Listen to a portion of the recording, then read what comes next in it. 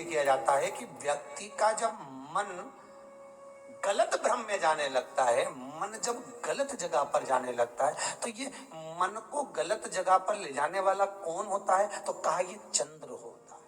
व्यक्ति की राशि के अंतर्गत, व्यक्ति की पत्रिका के अंतर्गत, व्यक्ति की ग्रह दशा के अंतर्गत जब चंद्र बेकार चलता है तो व्यक्ति अच्छा करते करते भी बेकार करने लग जाता है। चंद्र डोल रहा है। कई माताएं कहती हैं, गुरुजी हमारे बेटे को आशीर्वाद दीजिए, बहुत गलत संगत में जा रहा है। मतलब समझ जाना कि चंद्र गड़बड़ जा रहा है। बेटी अगर गलत मार्ग पर जा रही है,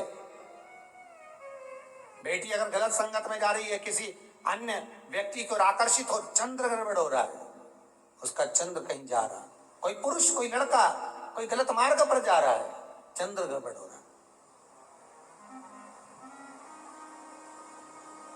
घर में जो क्लेश उत्पन्न होता है, घर में जो विवाद उत्पन्न होता है, उस विवाद को रोकने के लिए केवल चंद्र की ही, इसलिए तो पूर्णिमा घर की नारियां हमारे हिंदू धर्म में यहाँ तक स्कंद पुराण में कह दिया कि प्रत्येक पुण्य आप लोग कभी आप लोगों ने सत्यनारायण जी की कथा करवाई है? जितने लोग आस्था चैनल पर कथा सुन रहे हैं, जितने लोग फेसबुक यूट्यूब पर कथा सुन रहे हैं, यूट्यूब पर कथा का श्रवण कर रहे हैं, उनने कभी सत्यनारायण की कथा करवाई होगी? तो उसमें लिखा है हर कार्तिक, हर पूर्णिमा को, हर संक्रांति को ब्राह्मण सत्यनारायण भगवान की कथा या राजा या वैश्य कथा को कराता था, या बढ़िया कथा कराता। सुनी कि नहीं सुनी ये बात? सत्यनारायण भगवान की कथा में लिखा है, स्कंद पुराण के अंतर्गत जो सत्यनारायण भगवान की कथा का स्मरण किया उसमें लिखा है प्रत्येक संक्रांति पूर्णिमा को सत्यनारायण की कथा करवाने लगा और ये योनि को प्राप्त हुआ, इस योनि से छूटा, इस योनि में गया। लिखा है, सब कुछ लिखा है।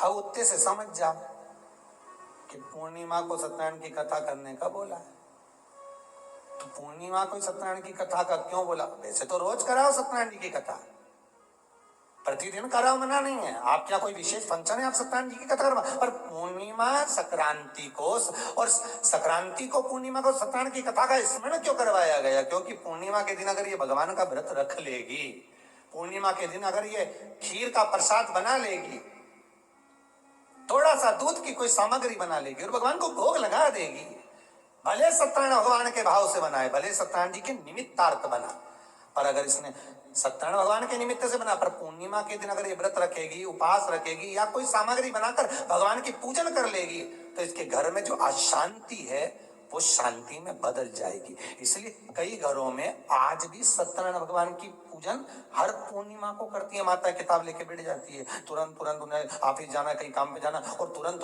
उसमें जल्दी कलश रखा, कलश नहीं भी रखे तो भगवान की पूजन कर को रखे, ब्राह्मण देवता को बुला लेगी, ब्राह्मण नहीं आएंगे तो खुद कर लेगी, पर करती जरूर है। इतना सा आटा सेक लेगी, पंजेरी बनाई, सीरा बनाई, मिठाई रख दो, कुछ भी करेगी, पर सत्यनारायण की कथा कर ले, उसका मन लग गया उसमें। मतलब पूर्णिमा को करना है, उसको करने से क्या होता है? शांति रहती है, शीतलता रहती है। जिसके घर में हर महीने की पूर्णिमा को खीर बनती हो, ध्यान दीजिएगा, बहुत सुंदर संवाद चल रहा है, बहुत ध्यान देने वाली बात है। प्रत्येक महीने की पूर्णिमा को जिसके घर में दूध की सामग्री बनती हो, दूध की सामग्री तैयार होती हो, खीर प्रसाद तैयार होता हो, उसके घर में कभी क्लेश नहीं हो सकता। चाहे सास बहू एक दूसरे के सामने वो कहे ना, वो सांप और नेवले की लड़ाई क्यों ना, फिर भी शांति हो जाती है। पर प्रत्येक महीने की पूर्णिमा होना चाहिए। ये नहीं कि तुमने एक महीने की पूर्णिमा पे बना लिया और दूसरे महीने की पूर्णिमा को गायब कर दिया। फिर किसी ने कह दिया आज चूरमा तो बन रहा है, दाल बाटी तो बन रही है चूरमे के साथ में, लड्डू बन रहे हैं, तो काय वो खीर बना रही हो? तो तुमने अब वो खीर प्रसाद। उसी में का हाले पोथी पढ़ पढ़ जगमुआ पंडित भयो ना कोई, ढाई आखर प्रेम को पढ़े सो पंडित होई। ये उसी में का हाल है कि अपने बहुत कुछ पढ़ा, सब कुछ पढ़ा। वो कहते हैं ना कि मकान रोड पर होगा तो मकान की कीमत होगी, जमीन रोड पर होगी तो जमीन की, जम के बोलो, कीमत होगी। और मनुष्य अगर रोड पर होगा तो विचार करिए। मकान रोड पर है तो उसकी कीमत है, जमीन रोड पर है तो उसकी कीमत है, और इंसान अगर रोड पर है तो उसकी कोई कीमत नहीं।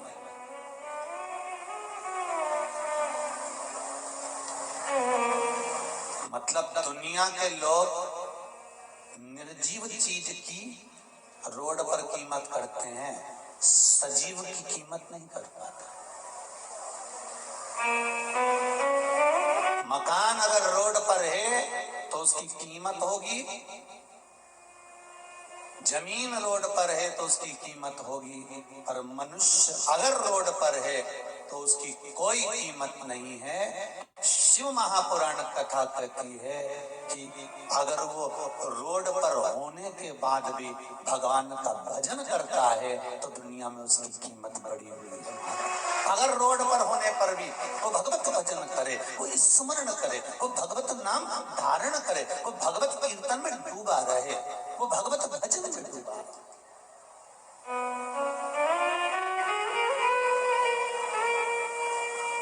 राम राम जपते रहो जब तक घट में प्राण, कबहू तो दीन दयाल के भनक पड़ेगी।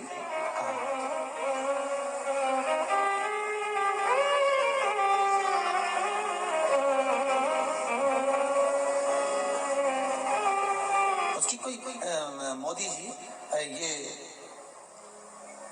सारी दुनिया के लोग कह रहे थे कि आपने कहा कुबेर भंडारी का मंदिर बनवाना चाहा, बनाते इसको वृंदावन में बनाते, काशी में बनाते, उज्जैन में बनाते, और बनाना ही था तो सीहोर में बनाते, जहाँ लोग भाव बढ़ता, कीमत बढ़ती, आनंद बढ़ता। हमने कहा बाबा को जहाँ बैठना था, एक बच्चे ने बनाकर भेजा था पूरे 12 ज्योतिर्लिंग का स्वरूप, टीवी पे भी दिखाया था कि केदारनाथ से चालू होकर घूमता घूमता घूमता घूमता घूमता घूमता ये कुबेर भंडारी के मध्य में आकर वो 12 ज्योतिर्लिंग का स्वरूप, ये कुबेरेश्वर महादेव मध्य में आकर विराजमान हो गया। बनाना था बाबा को।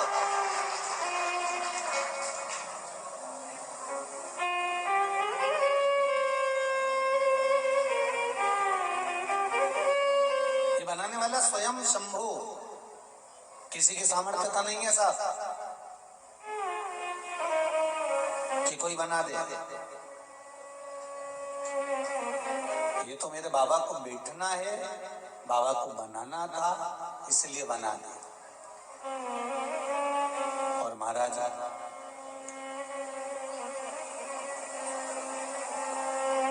कीमत की बात करो तो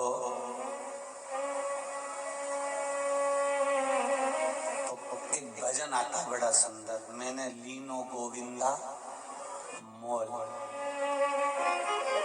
कोई कहे महंगो कोई कहे सस्तो, और मैंने लीनो भजन का ढोल, सखीरी मैंने लीनो गोविंदा। भगवान जिस भूमि पर बैठ जाते हैं वहां की कीमत अपने आप बढ़ जाती है। भजन करने वाला, स्मरण करने वाला, मंत्र जाप करने वाला, नाम जाप करने वाला, नाम कीर्तन करने वाला, भगवान की भक्ति में डूबने वाला, भगवान के स्मरण में डूबने वाला, उसकी कीमत भगवान स्वयं बढ़ा देता है। नामदेव जी महाराज कौन से राजमहल में रहते थे, लोग उनको याद करते हैं। रामकृष्ण परमहंस जी कौन से राजमहल में रहते थे, जो लोग उनको याद करते हैं।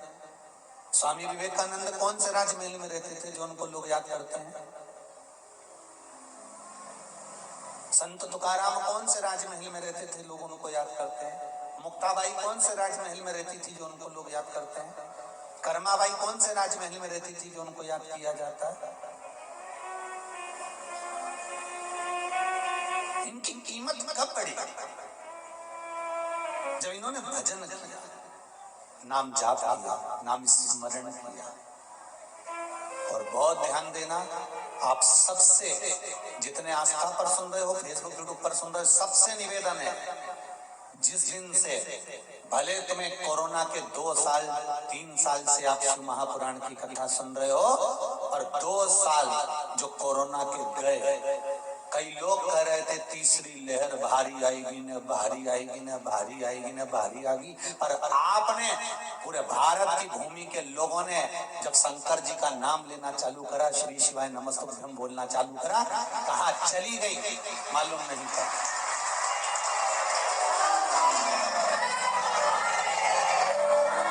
कहाँ चली गई किसी को नहीं मालूम। मेडिकल वालों ने, हॉस्पिटल वालों ने तो अपना सामान जमा के रखा था कि तीसरी आएगी, परंतु तो इनके क्या मालूम था कि शंकर के साथ निकल के भाग जाएगा। उनको क्या मालूम, ये तो तैयारी में बैठे हुए थे कि भाई आने वाली है, तैयारी रखो।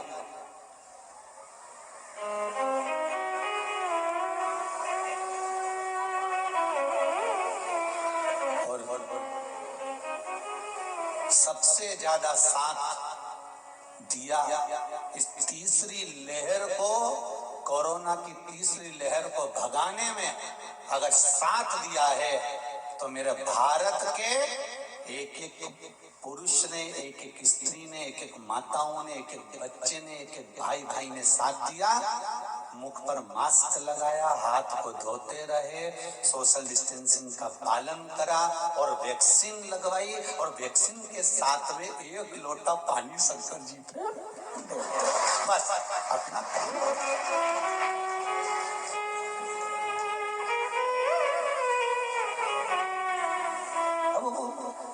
तुम भजन करो। ये पत्र लिखा, अभी हम बहुत सारे पत्र नहीं पढ़ पाए तो इनकी घड़ी मूड़ी बना के धर दियो। जितने पढ़े ये सीधे हैं, जिनके नहीं पढ़े वो टेढ़े हैं।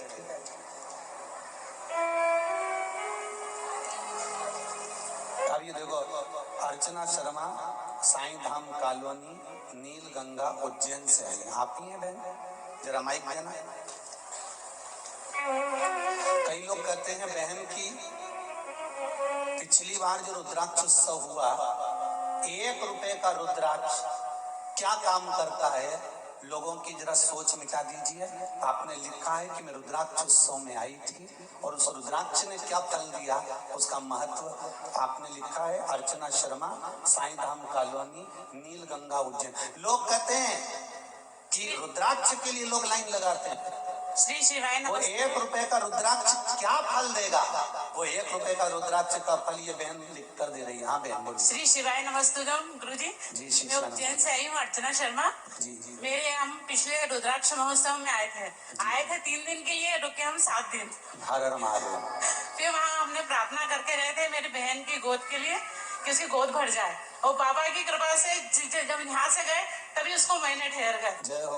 और उसको मतलब उसको पुत्र रत्न प्राप्त हुआ। पुत्र की प्राप्ति, बहुत बहुत बधाई आपको।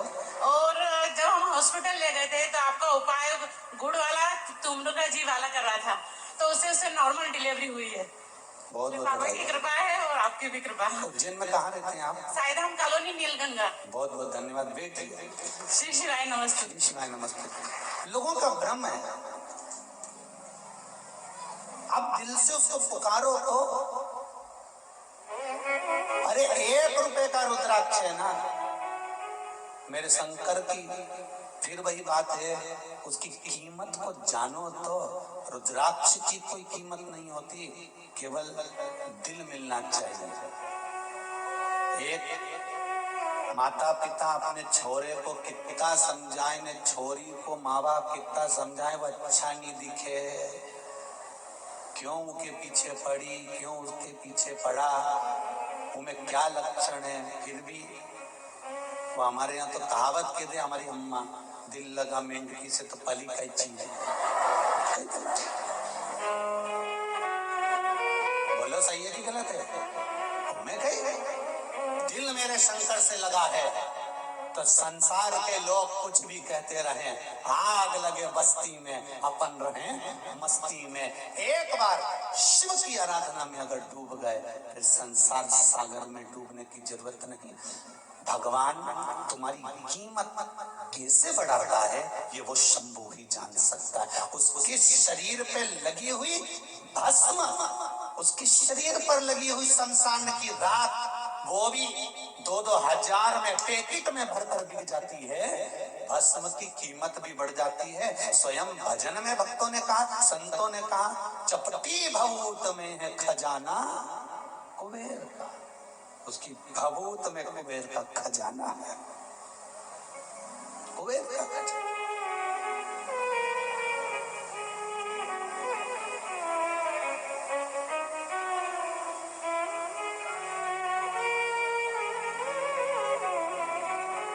उसकी कृपा कितनी होगी, कितनी कृपा। विश्वास रखकर और आप सबको हमारी ओर से निमंत्रण।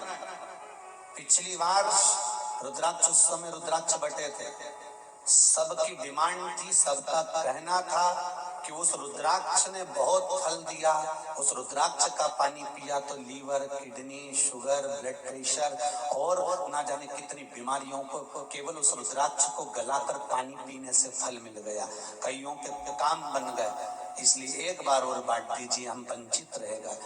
इस साल और बांटेंगे, इसके बाद हर हर महादेव। क्योंकि इतनी व्यवस्थाएं जुटा देना और इतनी व्यवस्था जुटाकर फिर इतने रुद्राक्ष बुलवाना। मुक्ति नारायण से, नेपाल के पास मुक्ति नारायण से रुद्राक्ष आते हैं। क्योंकि थोड़े बहुत रुद्राक्ष तो कहीं मिल जाए, पर जब इतना रुद्राक्ष 11-11 लाख 11.5 लाख रुद्राक्ष बुलवाओ तो कोई यहाँ मिले। तो बार बार तो ऐसा हो नहीं सकता। एक बार पहले मन था कि कोरोना महामारी को हराने के लिए बांटना था, बाबा ने कृपा करी। अब की बार जो लोग वंचित रह गए हैं, 28 फरवरी से 6 मार्च तक शिवरात्रि के अवसर पर रुद्राक्ष का वितरण चलेगा। शिव महापुराण की कथा चलेगी। सबके लिए रुकने की व्यवस्था पंडाल में रहेगी। गादी रजाई मिल जाएगी और भोजन पेट भर के मिल जाएगा। शिव नाम गाना है, कुबेरेश्वर धाम आना है।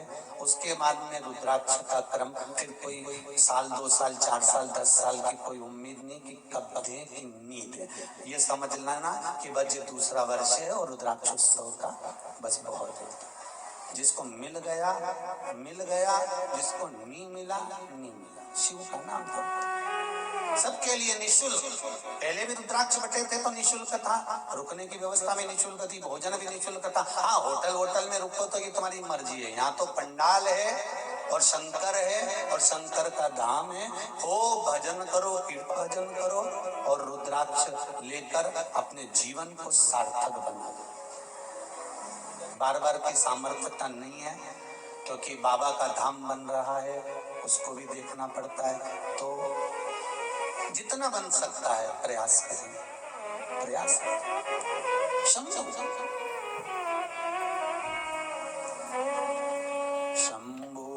शरणे मांगू घड़ी दुख का दया करी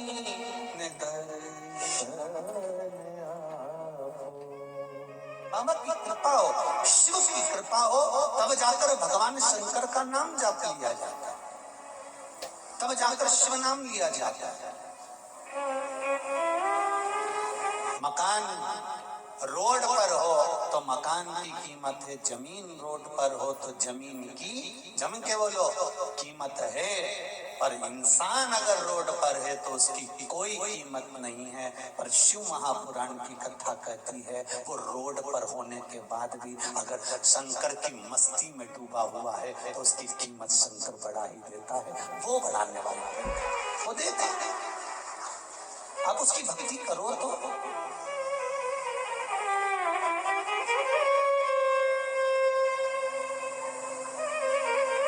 मोदी परिवार ने कथा ली तो हमने आशीष जी से कहा क्यों कथा जजमान कौन है, तो क्या मोदी परिवार। तुमने कहा उनको तो फैक्ट्रियों से फुर्सत नहीं, कथा कौन सुनेगा, कथा कौन सुनेगा। तो कहा गुरुजी जजमान ही कथा सुनेंगे। मैंने कहा फिर तो शंकर ही सुनेगा पक्का है? तो कथा सुनने वाला शिव, कथा बांचने वाला शिव और कथा करवाने वाला शिव। हमारी क्या सामर्थ्यता है कि हम कुछ करें? हमारी कहाँ सामर्थ्य?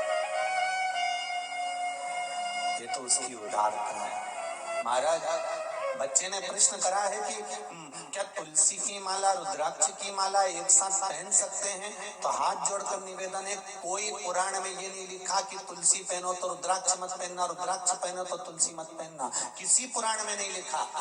सारी पुराणों में तुलसी का जितना महत्व है उतना ही महत्व रुद्राक्ष का है।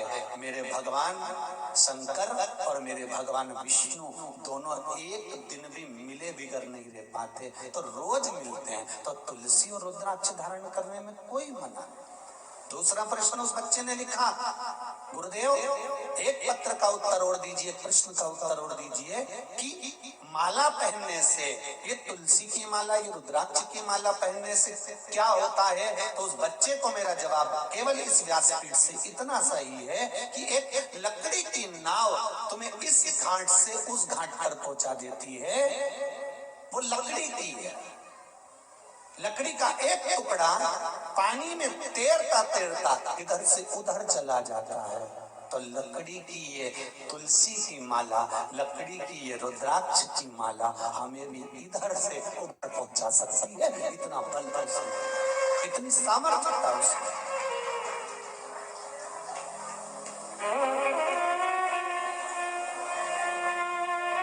कितना कहा था मीराबाई से राणा ने कि तुलसी की माला छोड़ो मेरी मीरा, अरे तुलसी की माला छोड़ो मेरी मीरा, तुम पहनो नौलख हार, मीरा तेरो क्या लागे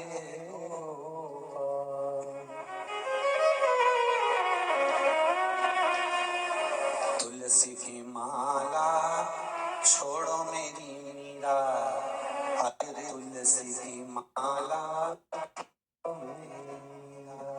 तुम पहनो नौलख हार, मीरा तेरो क्या लागे, क्या लागे गोपाल, मीरा तेरो क्या लागे। तो मीराबाई ने कह दिया, तुलसी की माला नहीं छोड़ू राणा, अरे यही तो हमारो श्रृंगार, मीरा तेरो क्या लागे,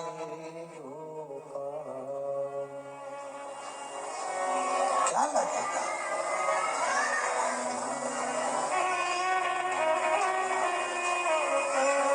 इसीलिए शायद मीरा बड़ी, जैसे कभी कभी ऐसा लगता है कि मीराबाई के भजन का जो क्रम है ना, कभी कभी आपको एक आनंद की अनुभूति कराने की और अग्रसर करने की और भगवान की भक्ति में डुबाने के लिए मीरा क्यों?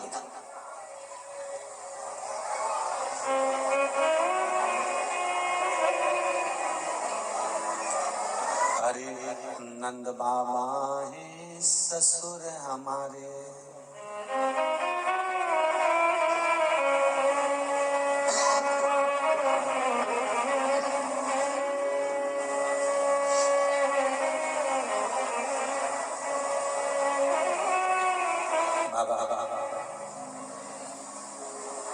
ये भक्ति का बल, भक्ति का प्रताप, स्मरण सुख देने वाला। मीराबाई ने कहा ये सब हम नहीं छोड़ सकते। हम क्यों छोड़ सकते? एक लकड़ी का टुकड़ा समुद्र पार करा सकता है, एक लकड़ी की नाव एक घाट से दूसरे घाट तक पहुंचा सकती है। तो एक लकड़ी तुलसी की गले में अगर पड़ी हो, रुद्राक्ष एक लकड़ी का गले में पड़ा हुआ है, तो समझ लेना वो भव सागर से पार उतार सकता है, संसार सागर से मुक्त कर सकता है। उसमें बल है। डम डम डमरू वाला बड़ा है,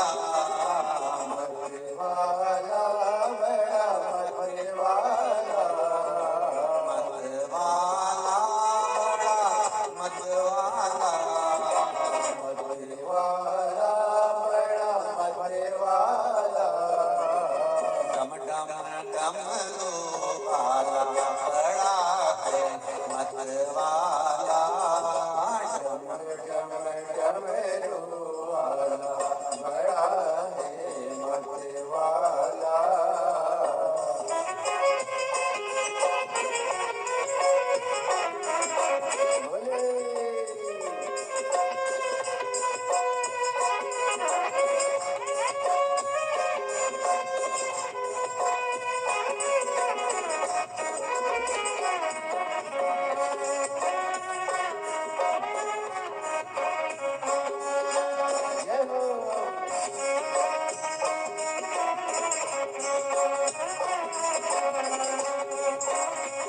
संग भोले गौरा जी विराजे संग भोले गौरा जी विराजे संग भोले गौरा जी विराजे संग भोले गौरा जी विराजे गोदी में गणपति लाला बड़ा है मत वाला गोदी में गणपति लाला बड़ा है मत वाला अरे डम डम डमरू वाला बड़ा है मत वाला डम डम डमरू वाला बड़ा है मत वाला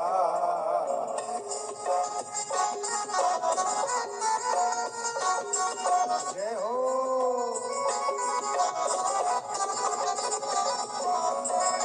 हर हर महादेव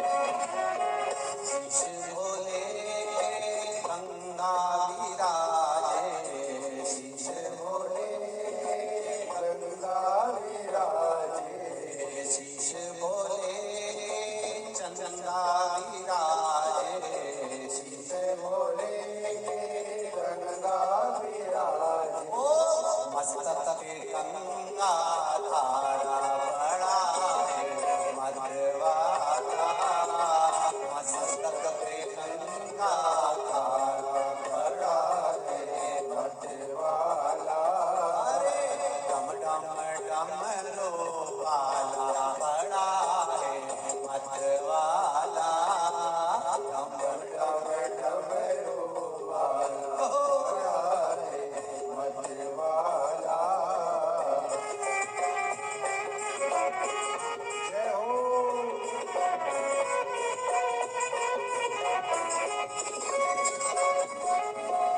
हर हर महादेव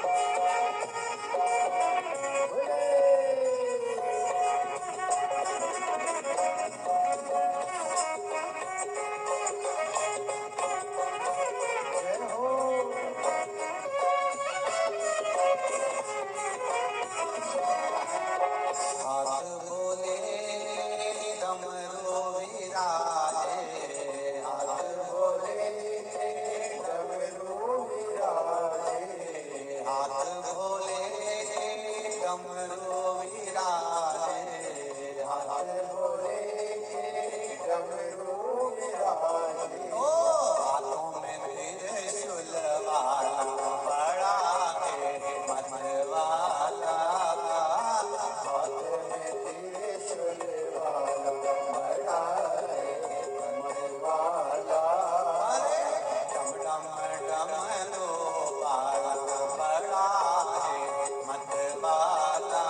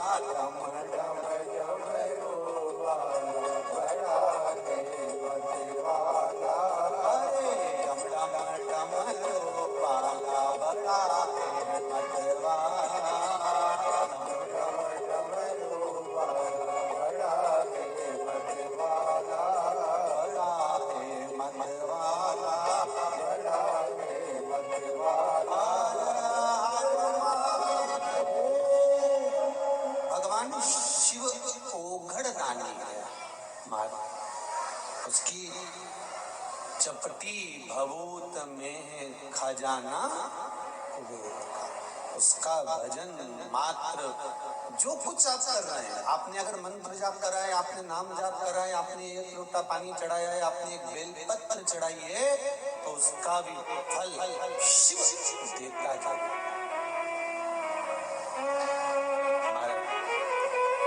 शंभु शरणे मांगू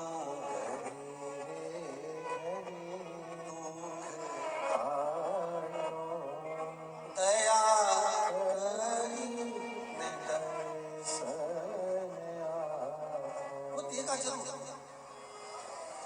एक लकड़ी की नाव जब किनारे लगा सकती है, तो एक गले में पड़ी हुई डली हुई तुलसी की माला हो, चाहे रुद्राक्ष की माला हो, वो भी भव पार। आप केवल भजन तो करो, स्मरण तो करो। एक किसी माता जी ने लिखा है,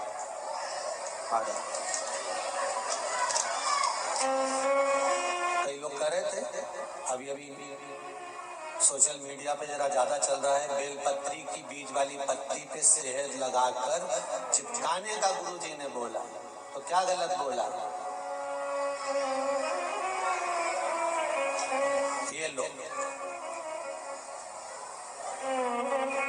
दिल्ली से मंजू गुप्ता कहीं बैठी खड़ी हुई, इन्होंने लिखा है पत्र के अंदर,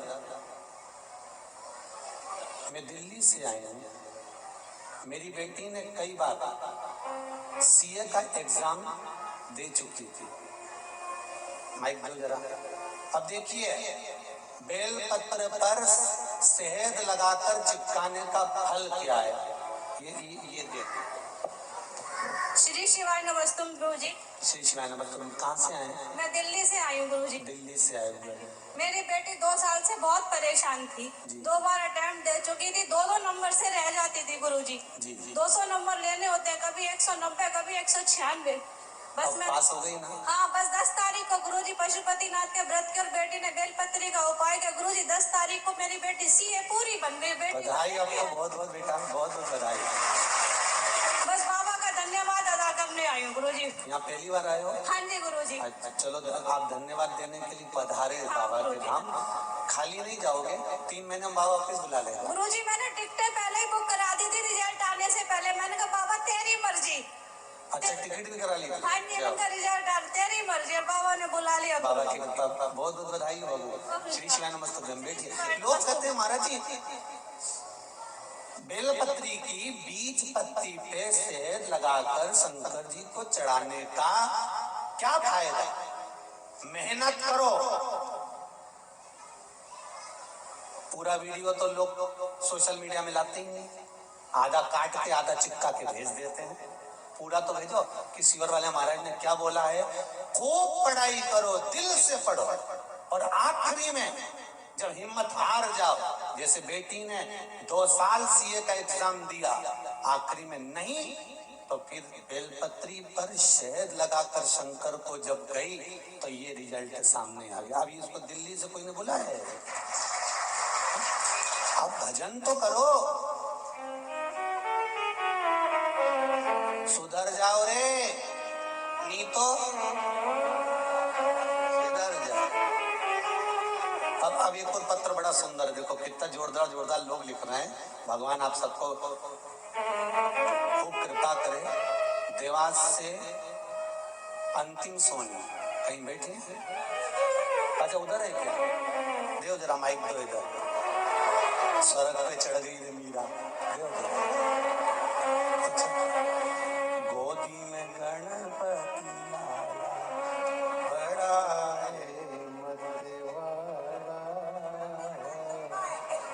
मच गया शोर सारी।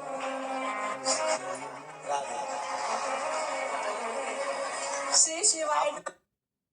In this journey of life, the mind